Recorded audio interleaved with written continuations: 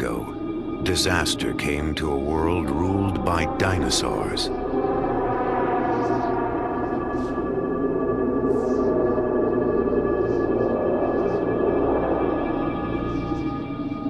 It came in waves of sand and wind that buried every creature alive.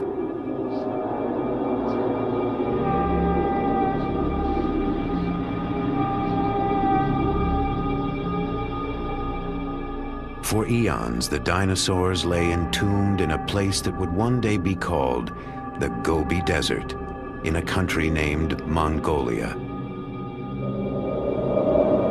Among the dead was one of the strangest dinosaurs that ever lived.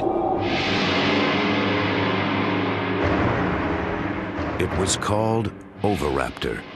It was swift, smart, lethal. Now only bones tell us about its life and the vicious world it lived in.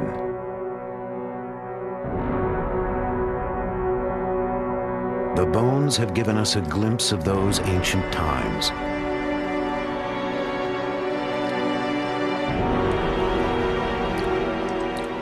A dim reflection of life before history.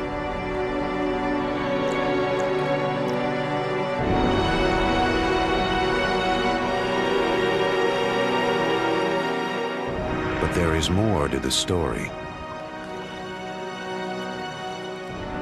Still hidden in the vast emptiness of the Gobi. Now, an ambitious expedition is traveling to that distant desert to uncover the secrets of the Oviraptor's world.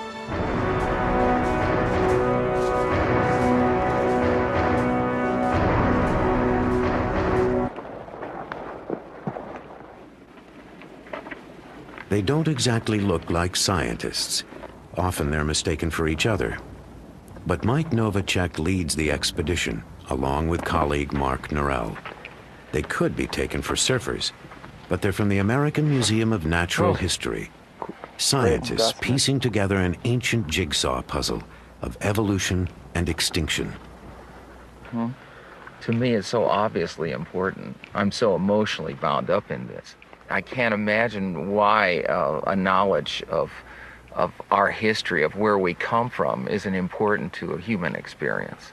Could you imagine what it would be like to live in the late 20th century and not know that extinction actually existed? There's also just a sense of discovery. I mean, every bone that we find tells us something about how the world was 80 million years ago, which is pretty neat. Just having a sense of history of what the planet was like and what the planet has gone through, I think just increases our appreciation for our own existence.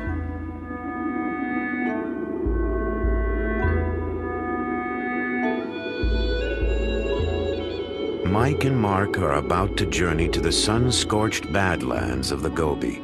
It's a desolate area, 500,000 dusty square miles of sand, scrub, and red rock cliffs.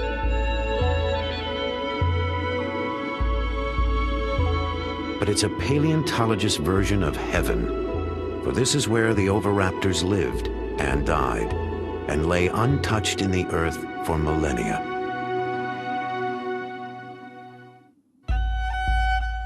Then in 1922, one of the most famous scientific expeditions in history wound its way toward Mongolia's dinosaur graveyard.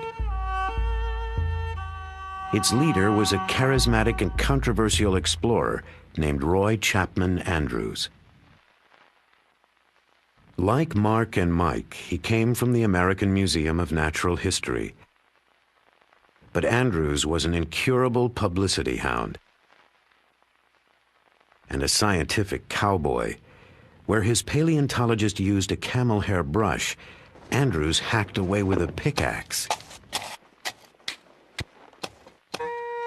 But he found one of the richest dinosaur boneyards in the world. He returned with a spectacular collection of fossils and a library of stunning film images.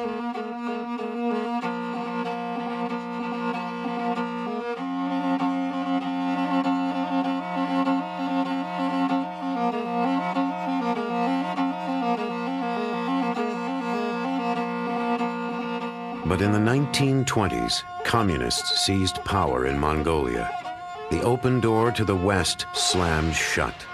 For the next 65 years, the fabulous fossil fields of the Gobi were forbidden territory.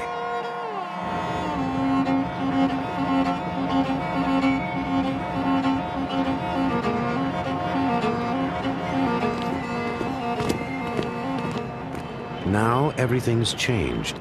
Only token symbols of Russia's domination remain. Finally, Western scientists can return. We don't want those onions. They rot. They rot in 2 days. So I don't know. Mark and Mike were among the first scientists allowed in. They're now back for their 6th expedition with the Mongolian Academy of Sciences. 3 kilos? 3 kilos. 3 kilos. Yeah. All right, ready to rock. I'm ready to roll.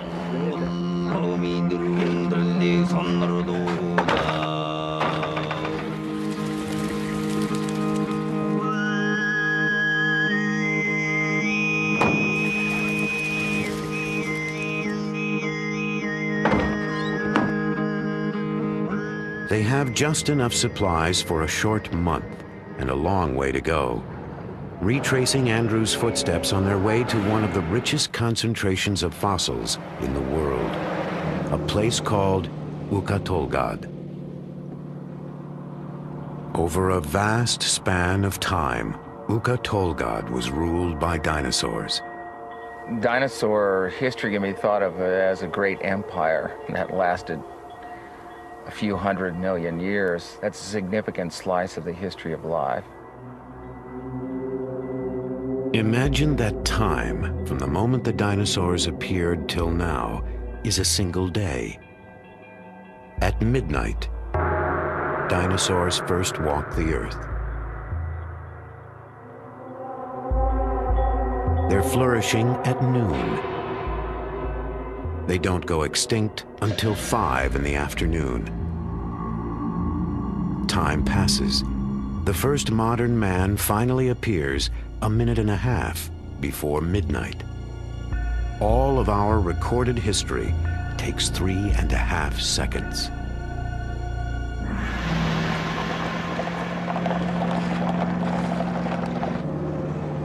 In the Gobi, time seems to have stood still. The Gobi is such a big place, and it basically has no life support system.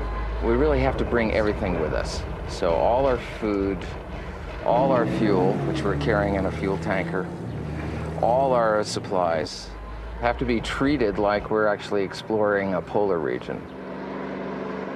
In such a vast area, success is never certain. Even getting there can be a nightmare.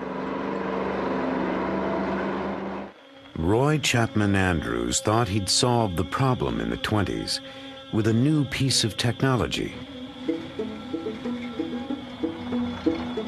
When it was announced that we were to attempt a scientific exploration of the Gobi Desert with a fleet of motor cars, men said that we were little less than fools. Only camels had been used in that country. We had 40 men, 8 motor cars, and 150 camels to carry supplies. It was the biggest land scientific expedition ever to leave the United States. Roy Chapman Andrews. From China, Andrews headed northwest. He left Peking, then crossed over the border, and drove deep into the parched heart of outer Mongolia. Mongolia, a land of painted deserts dancing in mirage. Mongolia, a land of mystery, of paradox and promise. A thirsty land, a land of desolation. Gazelles, wild asses, and wolves ranged the marching sands. Few explorers had been there, and they brought back tales of thirst, cold, and hunger. But Andrews found one more thing: mud. Our average speed was only 4 miles an hour. Rocks, ravines, washouts, and ditches followed one another in rapid succession.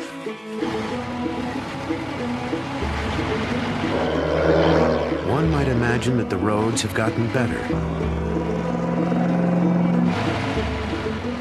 They have not. And even modern Jeeps aren't built for a desert like the Gobi. We have an electrical problem, and we don't know what it is. It's not a very complicated wiring plan. A Russian Jeep. It's not like a Japanese or American car.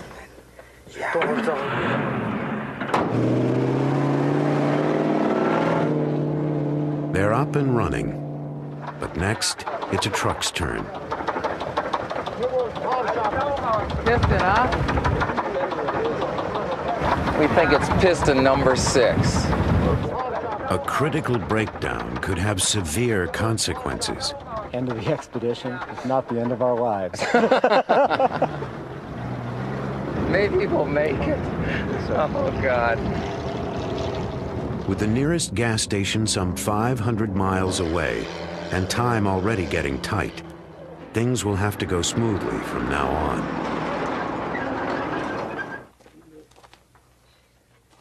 Oh, we're having some mechanical problems. We think it's a fuel pump, but we're not sure. This could be way bad. Could be. It seems to me I got this thing in there without doing the twisty deal. Maybe we'll tow it or Abandon it. Get on with it. We can't stay here more than a day.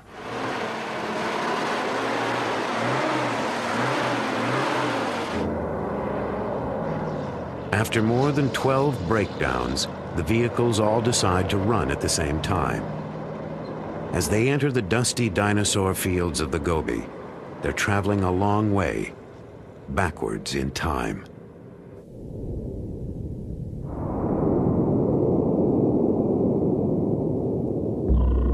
Dinosaurs first appeared some 230 million years ago in a world with a different face. The creatures were thriving 100 million years later as South America and Africa split apart. About 75 million years ago, in the late Cretaceous period, dinosaurs began to disappear, leaving only bones behind. Their bones were more motionless than the continents. Then in the 1920s, Roy Chapman Andrews came to a remote place in the Gobi Desert he would name the Flaming Cliffs.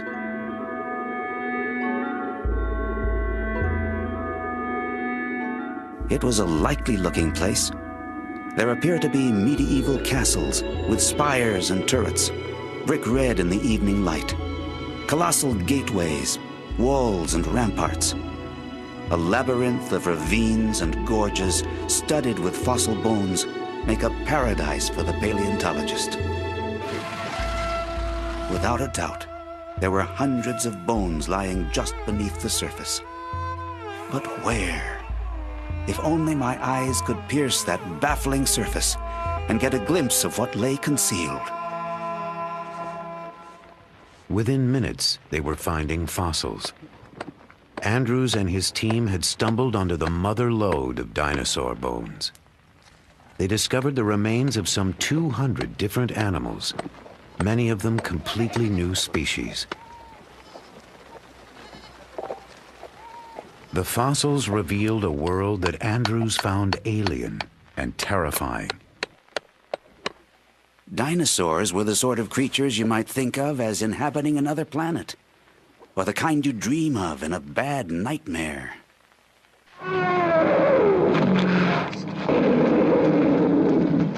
It was an image our culture nourished for generations. Dinosaurs were fierce, monstrous, and not all that bright.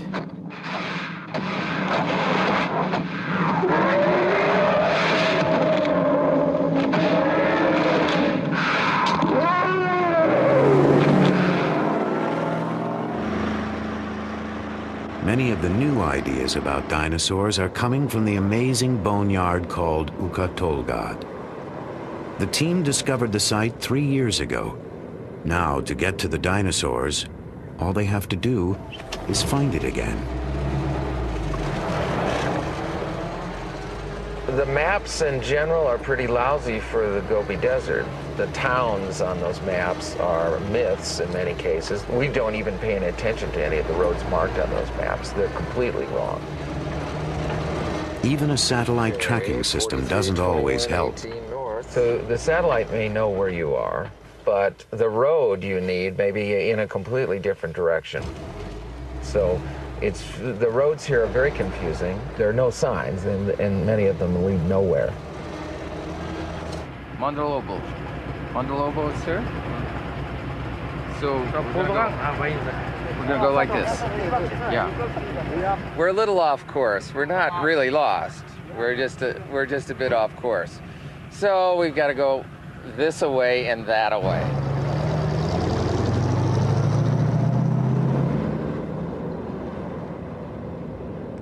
At times, you have to go in circles to move forward.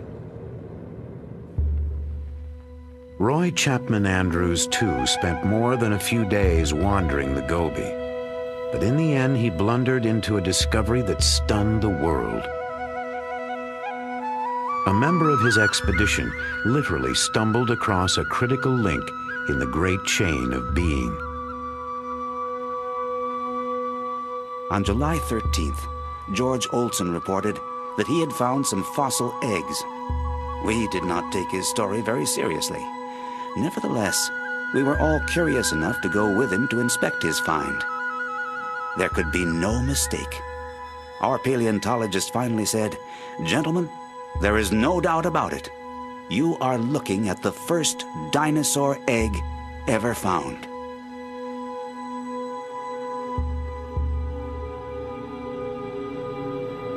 The discovery made Roy Chapman Andrews a national hero. But the eggs were not alone. Lying above the nest was a bizarre skeleton, a bird-like dinosaur unknown to man. It had apparently been caught in the act of murder, stealing the eggs. So it was forever cursed with the name Oviraptor, Latin for egg thief. It would be years before we discovered the strange truth about the animal called Oviraptor.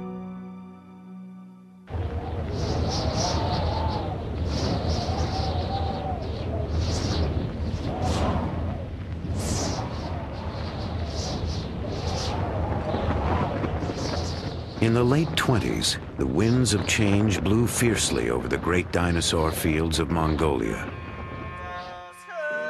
That's when Roy Chapman Andrews was forced to leave the Gobi forever. We are more than ever convinced that Central Asia was a paleontology Garden of Eden. Still, we have shown the way, have broken trail, as it were. Later, others will reap a rich harvest.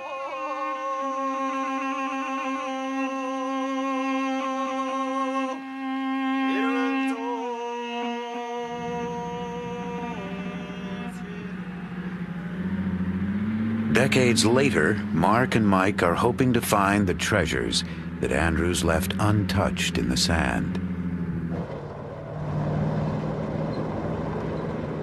After more than a week in the blistering Gobi, they finally reach their goal, the brown hills of Ukha-Tolgod.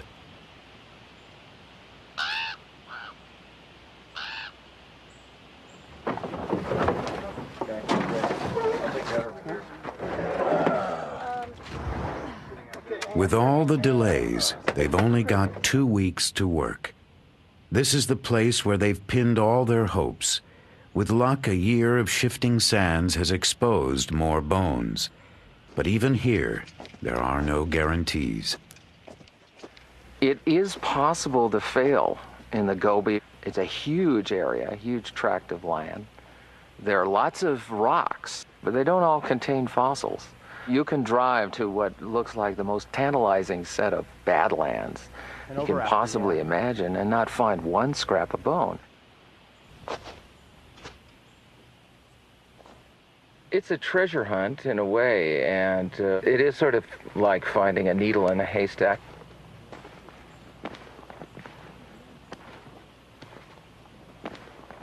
But on this day, discovery and elation are immediate. Oh, I see it. Yeah, oh, ooh, wonderful. Jeez, that's nice. There's the claws. Nice. The side of the skull here. These are the teeth sticking You can up see these right teeth, here. yeah. Each one of these is a socket for a tooth. Yep. Pretty big. This is the hand claw. Okay. Has this big thing right here on it. Retractor bulge. And it's a hand of an oviraptor. Got medium. They've hit the jackpot.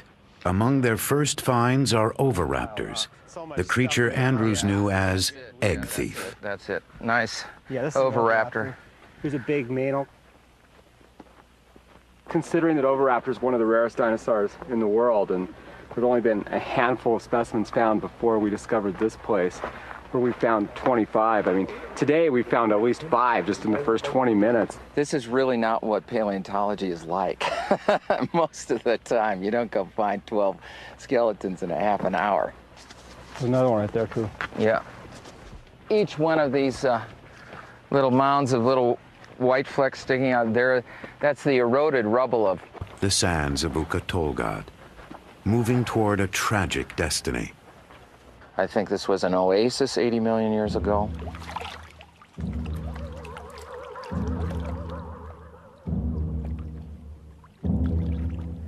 There are huge numbers of dinosaurs and other vertebrates congregating around maybe some water.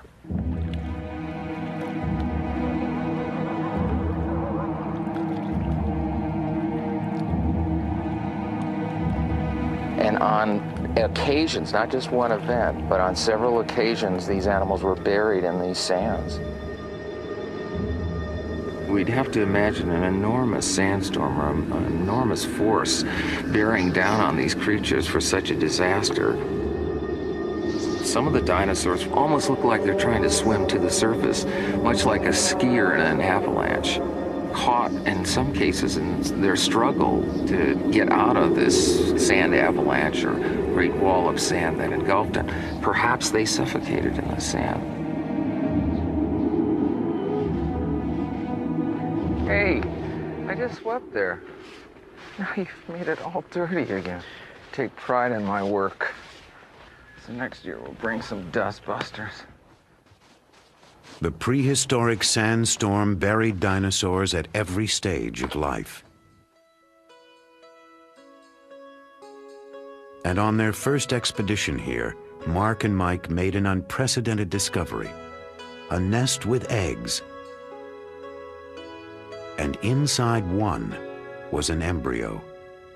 The embryo of an oviraptor, like a dinosaur on the half-shell.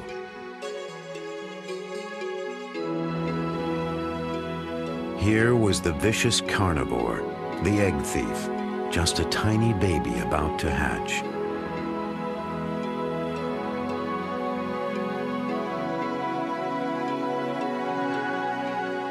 It was an important discovery, a secret moment in the very beginning of this strange dinosaur's life. This year, they're hoping to find out more about the oviraptor and its fate.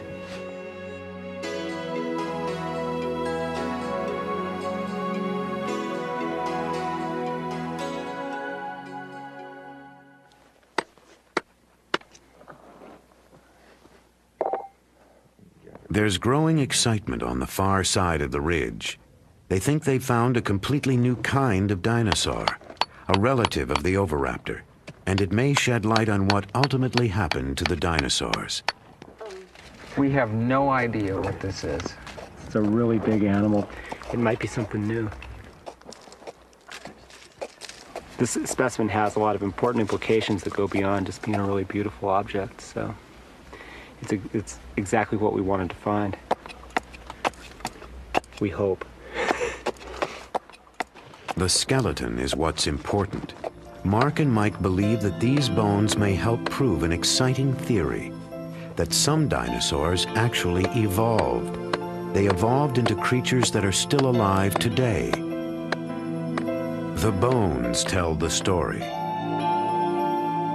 There are uncanny similarities in the skeletons of certain dinosaurs, like these.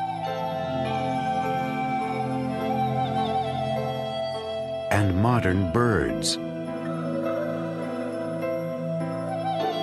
Almost without doubt, they shared a close common ancestor.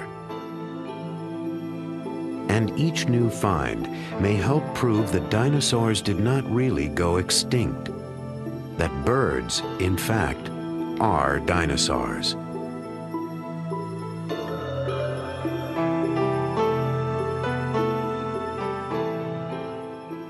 Dinosaurs need to be thought of as incredibly successful animals that exist with us today. We just call them birds. Our skies are filled with dinosaurs.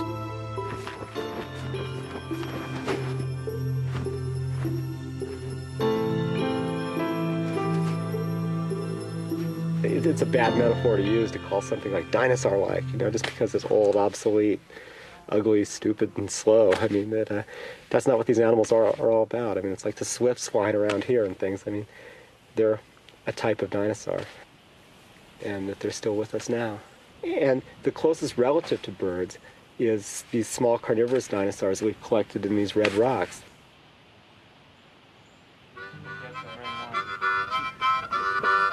At day's end, hopes are high that this new find will help connect the dots between dinosaurs and birds. The feeling of anticipation is palpable, if not always exactly in key.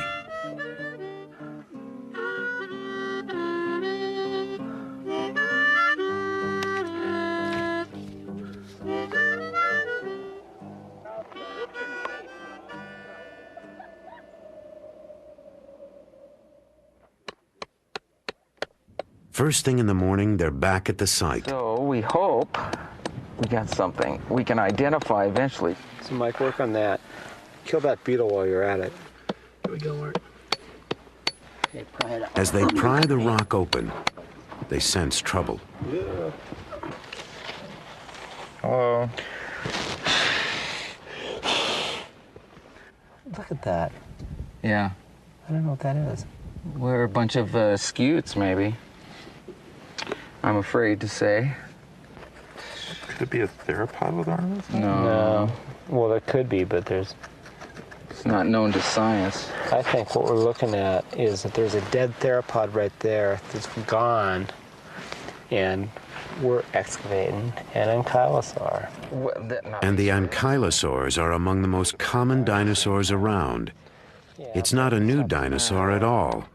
It's not even related to birds. I'll show you. Clean. I'm sure this is an ankylosaur. I mean, I'm like 100% So do you want to just go positive. away?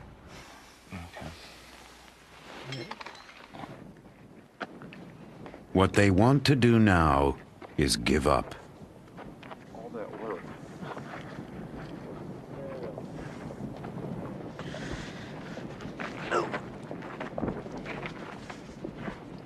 Today, the dinosaur hunters have tracked down approximately zilch. Well, you win a few and you lose a few. That's just... I don't feel too good right now. I'm tired.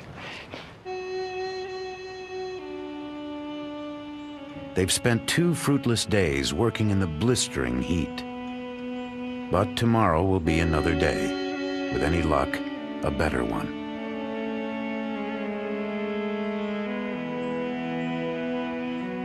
Instead, nature decides to add insult to injury.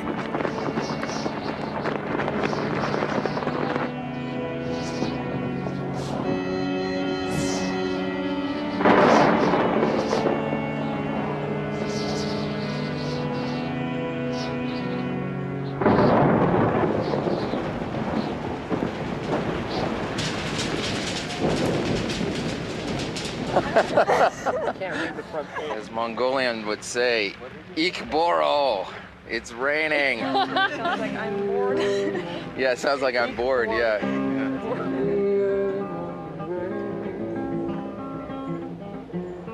With $1 in my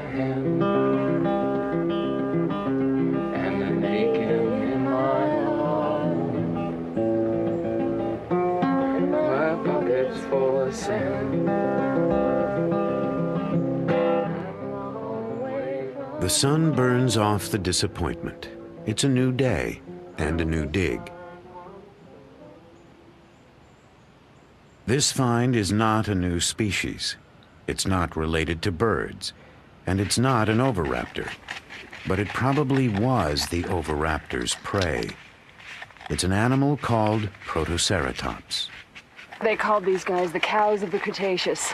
They were sort of everywhere. They roamed around, they think maybe in herds. And it's full of spikes. We actually call it spiky now. Yeah. we've sort of bonded with this one. These are the eyes and the snout. So we're looking at the skull from the top. These are cheek spikes and the frill covering the neck here. This one kind of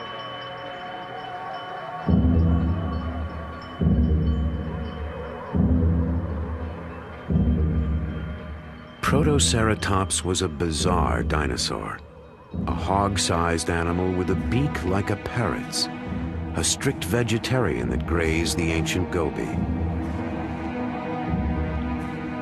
Around its head was an elaborate shield, but the shield didn't protect it from its enemies.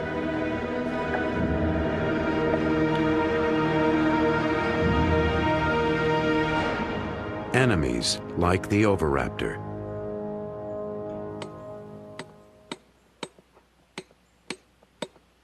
And that's exactly what the team digs up next. Oviraptors, a pair of them, lying so close together they seem to describe an ancient romance. Yeah, we're kind of fond of them. yeah. We're trying to figure out what names to give them. Sure. Well, you know, Ozzie and Harriet, Romeo and Juliet. Batman and Robin. Well, we have a hypothesis they were holding hands. They were sort of reaching for each other across the miles. The star-crossed oviraptors are given the permanent nicknames of Romeo and Juliet. So we have one hand just down here. This is the other one. Krista now is gluing another hand.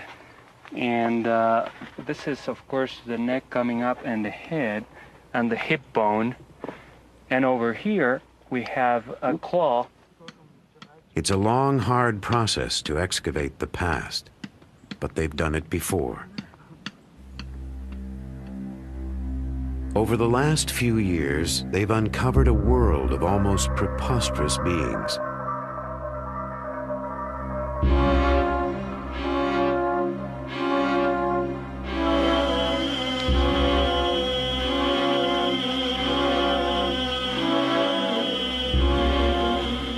Some are related to birds. Others are even related to us. Our tiny ancestors, mammals that lived alongside the oviraptors. Most of these mammals were small, like early mice and shrews. But these insignificant creatures gradually evolved into all the mammals of our world. The cats, the aardvarks, the whales, and even human beings.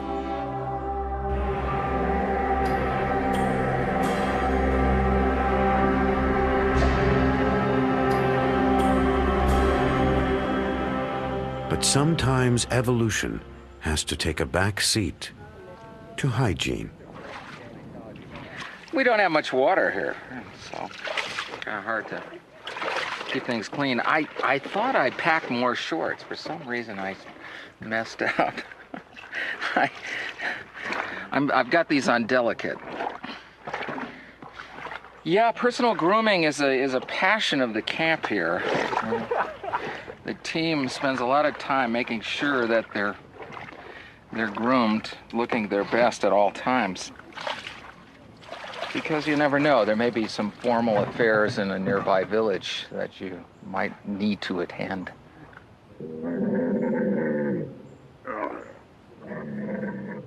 There are only a few days left. It's time for the second act of Romeo and Juliet. The oviraptors await a sheltering shroud of rags and plaster. They're now in the skillful hands of preparator Amy Davidson. I love skeletons. I actually never was that into dinosaurs as a kid, but I've always loved bones. And I have a background as a sculptor, and I've always admired the skeletons that we all have inside us as some of the most beautiful sculpture on Earth. And these fossil skeletons look almost as well preserved as yesterday's camel skeleton, but they're a dinosaur, you know. These fossils are forever.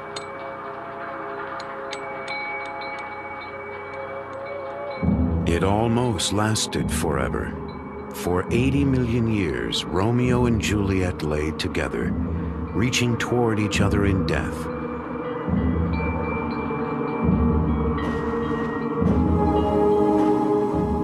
What were they like in life?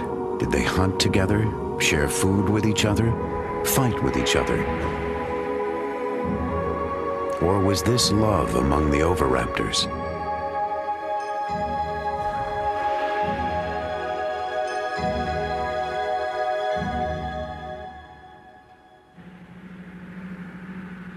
Scientists may never know for certain if the bird-like oviraptors fell in love. But now there's a new find that digs even deeper into the private lives of the dinosaurs. A place paleontologists usually enter only in their best dreams. Oh yeah, it's farther down. They've discovered another oviraptor. And then, in the dirt below the skeleton, eggs, an entire nest.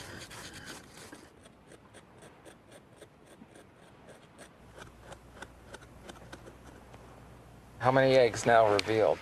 1, 2, 3, 4, 5, 6, 7, 8, 9, and then 3 over there, 12. 12 eggs. All right. There's another one coming out right here. Now, this is really a great fossil find because it's one of the rare instances where we can capture a little bit of behavior that's 80 million years old. Here we have a sort of a day in the life or the death of a creature, of a dinosaur, in association with something it did during its life. This one was fossilized where it dropped, and it happened to drop right on top of its own nest. She didn't just drop there. The good mother oviraptor was sitting on the nest. They probably brought food to their nest, as birds do. And the good mother tended her eggs. Like a bird, she prodded them into a circle. The fearsome carnivore of the Gobi was parenting.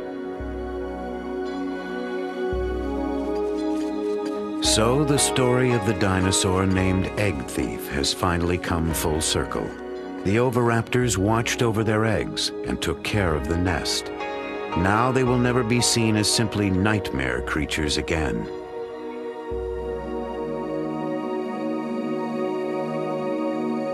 The dig has been everything the team could hope for. But to see what they've really got, they have to get all the fossils safely out of the ground, and then take them on a trip exactly halfway round the world. Sheathed in plaster, Romeo and Juliet are now heavy, but dangerously delicate, like Rice Krispies wrapped in concrete. No, you went that way. Okay, go that way. Sorry, I thought you meant push backwards. Perfect. It's beautiful, Amy. More. Okay. Nothing came out. Yeah. All right, Amy. Yeah. So far, so good. Now they have to convince the good mother oviraptor to come down from her hillside perch.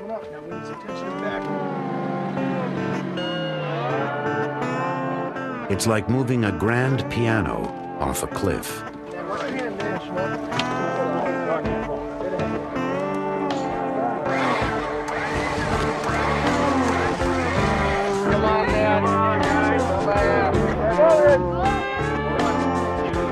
Romeo and Juliet prove just as stubborn.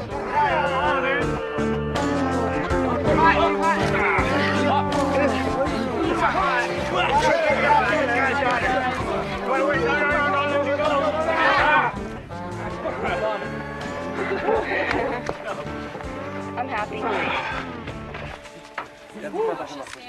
Just drive slowly, please.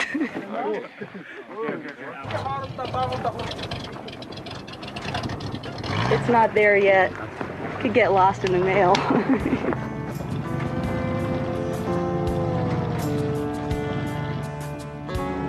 They do get lost in the mail.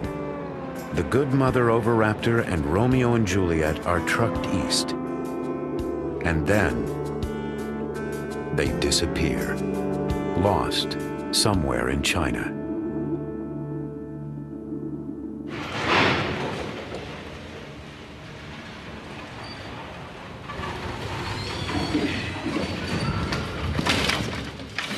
After 4 months bound up in Chinese red tape, the dinosaur fossils finally make it to their destination.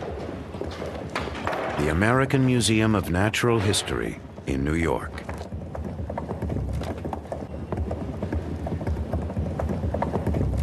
The first arrival is Juliet.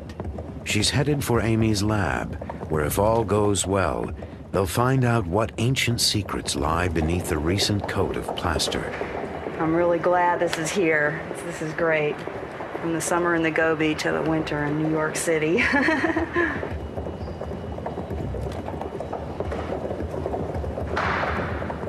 Juliet is now a seasoned world traveler.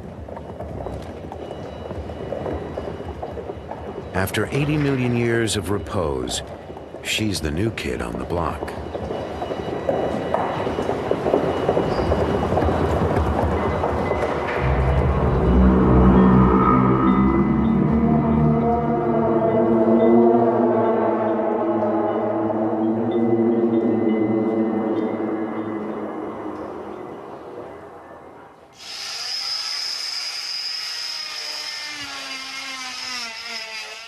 There's a lot of questions at this point. There could be anything in here. I have a feeling that this one's gonna be a nice skeleton. Oh, this is my guess. A nice skeleton, hopefully with a skull all laid out. It's pretty fun, and it's all mine.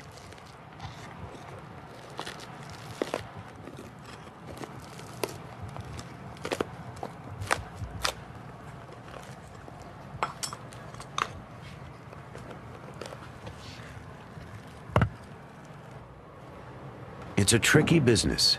Millimeters make all the difference. Yeah, this is good. I'm really glad I didn't saw through a bone in the process.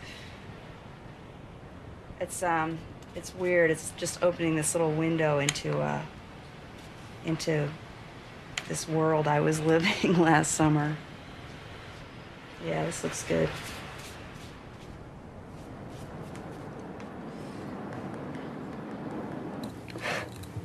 After all this work, they still don't know if Juliet is an important specimen, whether her skeleton is perfect or a total ruin. Oh, this is great. I'm really psyched because this is the skull. It does have a skull. We're really, really happy. I like it, you know, working late at night. It's really hard to go home because I just look at it and say, I can't believe this. It's traveled 80 million years and halfway around the world, and it's sitting here, and you know, it's a dinosaur. Working late tonight? And it's so beautiful. It's the more I work on it, the more you see this natural sculpture. My work just sort of disappears and this beautiful thing comes out of the rock.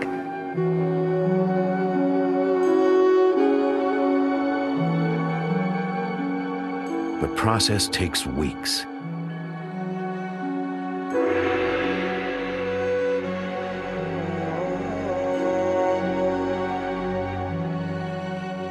Finally, Juliet is revealed in all her splendor. She's everything they've been hoping for. Perhaps the most perfect specimen ever found. A dinosaur for the ages.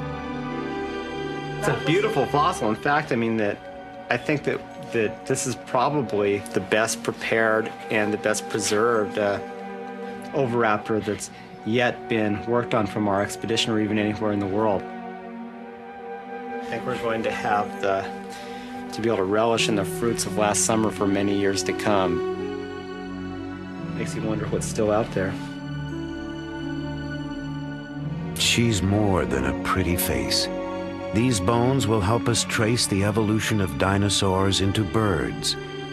Meanwhile, Juliet makes a scientist dream about the world she left behind. I think what fascinates me is the broad picture. What was it like if you were flying in a little Piper Cub over that area like some of the bush pilots do over the Serengeti? What would it look like then? All those dinosaurs and the mammals and the lizards and the goby.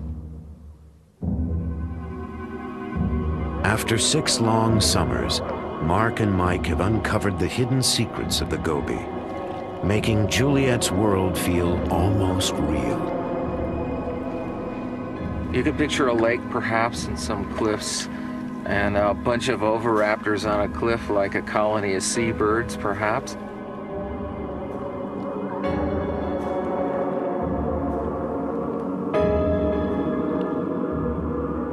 And a bunch of these tank-like ankylosaurs lumbering around near the pond.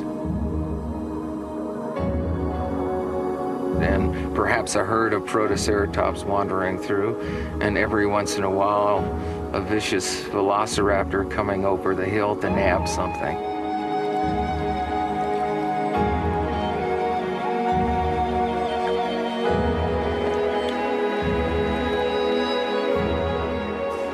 And we can imagine the oviraptors, Romeo and Juliet hunting together, and the good mother minding her eggs.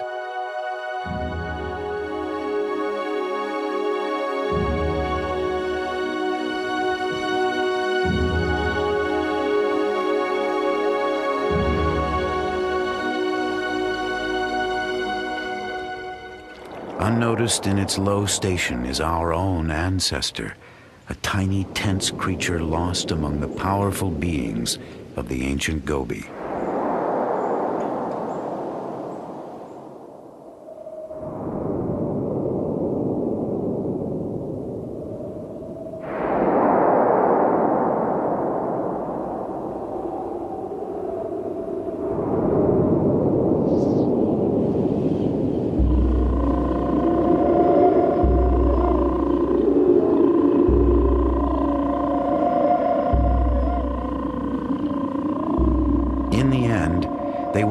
Disappear from the face of the earth, along with most of the creatures of their world.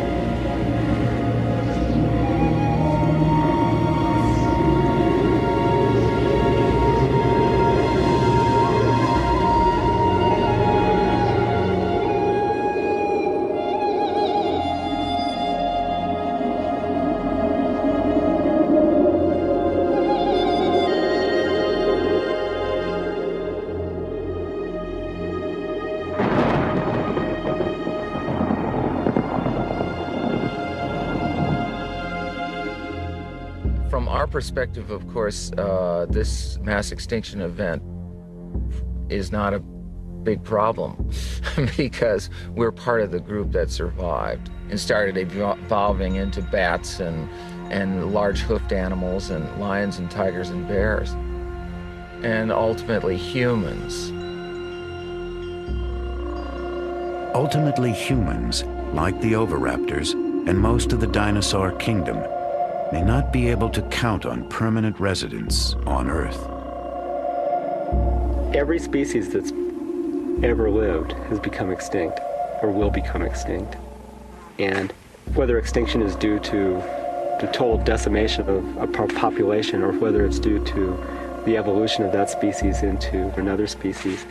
Nevertheless, everybody becomes extinct eventually. So, in that view, we've had it. Some species lived and then died out, a story like any other story. Others evolved, changed, and lived on. So perhaps a message about our own future is encoded in these silent remnants of the past. The only real knowledge we have of our distant biological past is from the fossil record. And it gives us a sense of who we are and where we sit in the world and what that world might become. Time is the hardest rock to pierce, and the story of life, with its infinite changes, is the greatest mystery we have. But the expedition has been blessed with luck. They've gazed into the past and brought the violent and tender world of the oviraptor that much closer to our own.